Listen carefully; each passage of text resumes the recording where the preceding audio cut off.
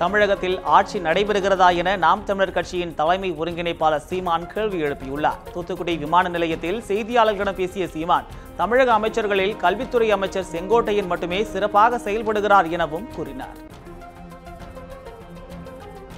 கட்சிகள் உருவாவது நல்லது தானே நாட்டுக்கு. எத்தனை அணிகளும் இருக்கலாம், அது சனியாகவும் பிணியாகவும் மாறாமல் இருக்கணும், அதுதான் வேற. ஆட்சி வந்து நல்லா நடக்குதா? எப்படி இருக்கு ஆட்சி? நடக்குதா? நடக்குதுன்னா பள்ளி கல்வித்துறை மட்டும் இயங்குறது போல தெரியுது. ஐயா செங்கோட்டையன் வந்து இயங்குறது தெரியுது, மற்றும் ஒன்றும் தெரிய மாட்டேங்குது. மதுரையில் எய்ம்ஸ் மருத்துவமனை அமையாவிட்டால் பதவியை துறக்க தயார் என்று அமைச்சர் ஆர்.பி. உதயகுமார் தெரிவித்துள்ளார்.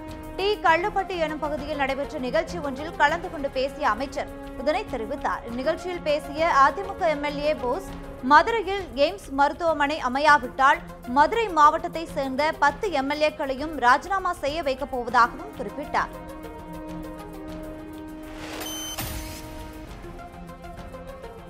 எய்ம்ஸ் மருத்துவமனைக்கான சட்டமன்ற உறுப்பினர்கள் யாரும் பதவியை ராஜினாமா செய்ய மாட்டார்கள் என்று பள்ளி கல்வித்துறை அமைச்சர் செங்கோட்டையன் தெரிவித்தார்.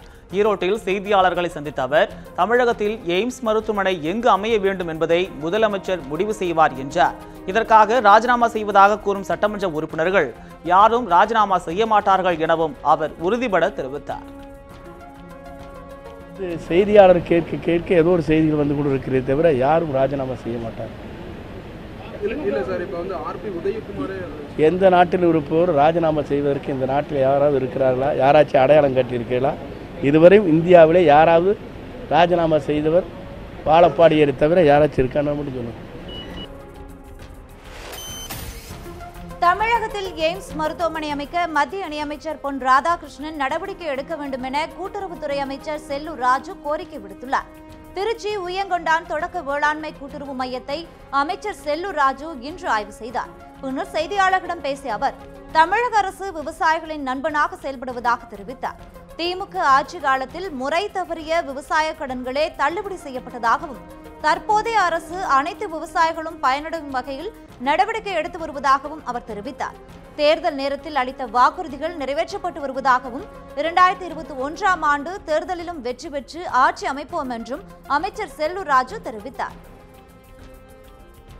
தமிழ்நாட்டுக்கு விரைவாக எய்ம்ஸ் மருத்துவமனை கொண்டு வருவதற்கு மாண்புமிகு மத்திய இணையமைச்சராக இருக்க பொன் ராதாகிருஷ்ணன் அவர்கள் நடவடிக்கை எடுக்கணும் என்று நான் கேட்டுக்கிறேன்.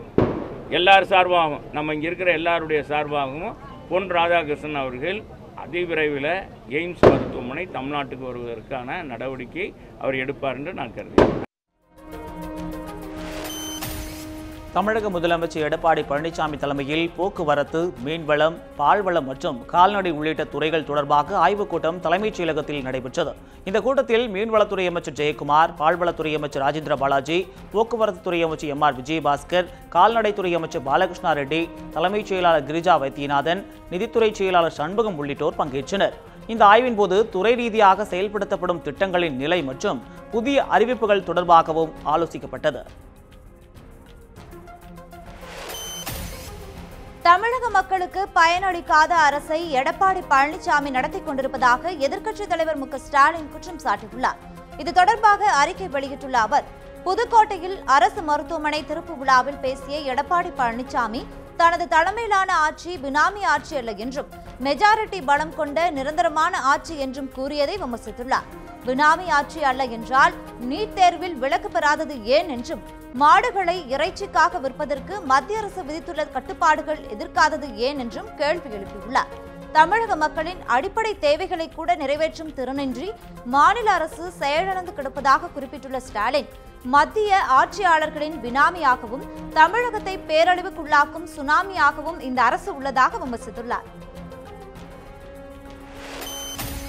சென்னை தியாகராய நகரில் தீ விபத்துக்குள்ளான சென்னை சில்க்ஸ் கட்டிடத்தை இடிக்கும் பணியின் போது தொழிலாளர் ஒருவர் பரிதாபமாக உயிரிழந்தார். தியாகராய நகரில் உள்ள சென்னை சில்க்ஸ் கட்டிடத்தில் கடந்த மாதம் தீ விபத்து ஏற்பட்டது.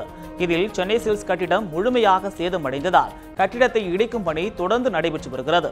அதன்படி கட்டிடத்தை இடிக்கும் பணி நடைபெற்றுக் கொண்டிருந்த போது ஜாக்கட்டர் வண்டியின் உதவியாளர் சரத்குமார் என்பவர் மீது இடிபாடுகள் விழுந்துள்ளன. இதில் அவர் சம்பவ இடத்திலேயே பரிதாபமாக உயிரிழந்தார். கட்டிட இடிபாடுகள் விழுந்ததில் உயிரிழந்த தொழிலாளர் சரத்குமாரின் உடல் பிரேத பரிசோதனைக்காக ராயப்பேட்டை அரசு மருத்துவமனைக்கு அனுப்பி வைக்கப்பட்டுள்ளது. திருவள்ளூர் மாவட்டம் செங்குன்றம் அருகே டாஸ்மாக் கடையை முற்றுகையிட்டு கிராம மக்கள் போராட்டத்தில் ஈடுபட்டனர். செங்குன்றம் அடுத்த சோத்துப்பாக்கம் சாலையில் உள்ள மதுக்கடையை அகற்ற அப்பகுதி மக்கள் கோரிக்கை விடுத்து வந்தனர். இந்நிலையில் வேலைக்கு சென்று வரும் பெண்கள், மாணவிகள் மது அருந்துபவர்களால் தொல்லைக்கு ஆளாவதாக தெரிவித்தனர். இது தொடர்பாக அதிகாரிகள் நடவடிக்கை எடுக்காததை கண்டித்து அப்பகுதி பொதுமக்கள் கடையை முற்றுகையிட்டதால் பரபரப்பு ஏற்பட்டது.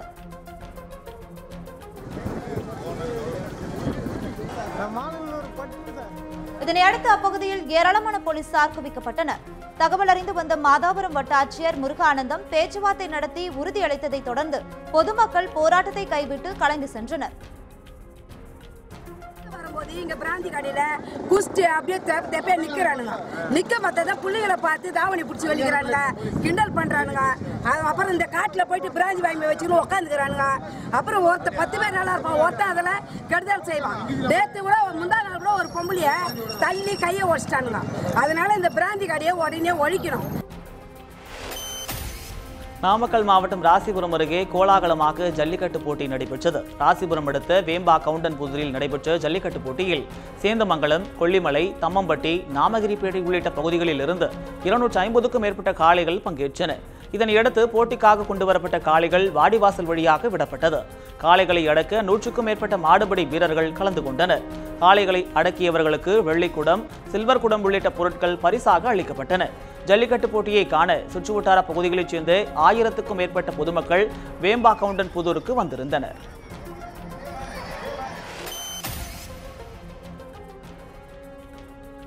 தாங்கள் தொடங்கிய தர்ம யுத்தம் வெற்றி பாதையை நோக்கி சென்று கொண்டிருப்பதாக முன்னாள் முதலமைச்சர் ஓ பன்னீர்செல்வம் தெரிவித்துள்ளார். சென்னை விமான நிலையத்தில் செய்தியாளர்களுக்கு பேட்டியளித்த அவர் எம்ஜிஆர் மற்றும் அம்மா வழியில் தாங்கள் சென்று கொண்டிருப்பதாக குறிப்பிட்டார்.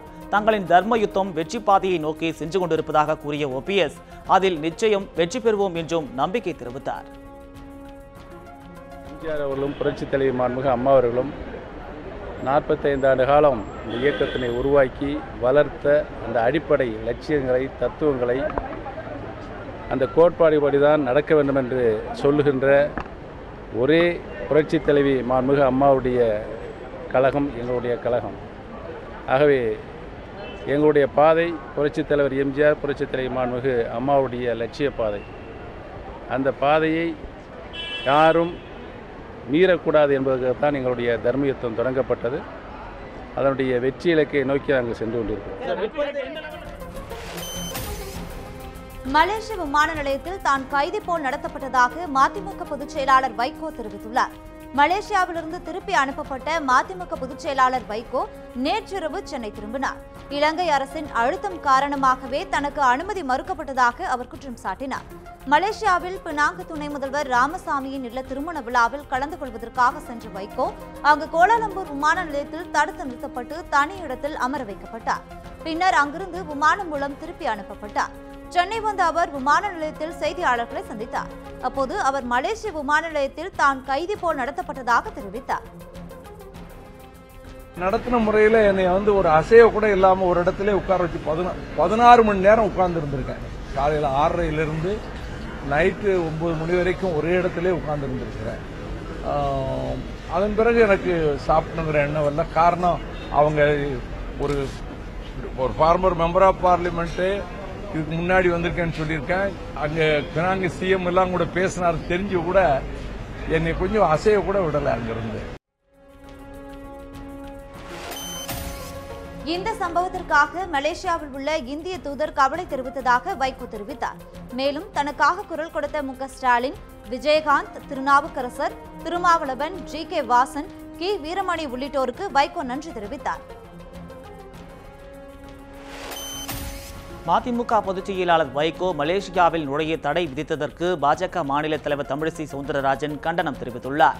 மதிமுக பொதுச் செயலாளர் வைகோ தனியார் நிகழ்ச்சி ஒன்றில் பங்கேற்பதற்காக மலேசியா சென்ற நிலையில் இந்தியாவிற்கு திருப்பி அனுப்பப்பட்டார். இதுகுறித்து தூத்துக்குடி விமான நிலையத்தில் செய்தியாளர்களிடம் பேசிய தமிழிசை, மலேசியாவுக்கு செல்ல வைகோவுக்கு தடை விதித்தது சுற்றுலா பயணிகளுக்கு அந்நாட்டின் மீது நம்பிக்கையின்மையை ஏற்படுத்தும் என்றார்.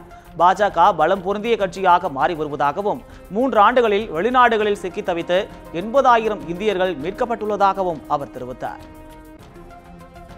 சகோதரர் வைகோ அவர்களுக்கு ஏதாவது பிரச்சனை இருந்திருந்தால் அவர்கள் இங்கேயே அதை தீர்த்திருக்க வேண்டும். இங்கே விசா அனுமதித்து விட்டு அவரை அங்கே பயணம் செய்ய விட்டுவிட்டு அந்த நாட்டிற்குள் நுழைய விட மாட்டோம் என்று சொன்னது சரியான நடவடிக்கை அல்ல. எது எப்படி இருந்தாலும் ஒரு தீவிர விசாரித்து அதற்கேற்றால் போல் அவர்கள் நடவடிக்கை எடுக்க வேண்டும். இப்படி அவர்கள் நடந்து கொண்டால் மலேசியா நாட்டிற்குள்ளே செல்லும் பயணிகளின் நம்பிக்கையை அந்த நாடு இழந்துவிடும். திருவண்ணாமலை கிரிவல பாதையில் உள்ள சோனா புண்ணிய நதி குளம் தூர்வாரும் பணியில் மாவட்ட நீதிபதி மகிழேந்தி, ஆட்சியர் பிரசாந்த், வடநேர உள்ளிட்டோர் கலந்து கொண்டனர். 6,10,000 ரூபாய் செலவில் மகாத்மா காந்தி தேசிய ஊரக வேலை உறுதி திட்டத்தின் கீழ் சோனா புண்ணிய நதி குளம் தூர்வாரும் பணிகள் நடைபெற்று வருகிறது. இந்த பணிகளின் போது தண்ணீர் ஊற்று பெருக்கெடுத்ததால் பொதுமக்கள் மகிழ்ச்சி அடைந்தனர். இந்த பணிகளில் பங்கேற்ற மாவட்ட நீதிபதி மகிழேந்தி செய்தியாளர்களிடம் பேசிய போது, மாவட்ட ஆட்சியர் திருவண்ணாமலை மண்ணின் மைந்தராகவே மாறி நேரடியாக களப்பணியாற்றி வருவதற்கு பாராட்டு தெரிவித்தார்.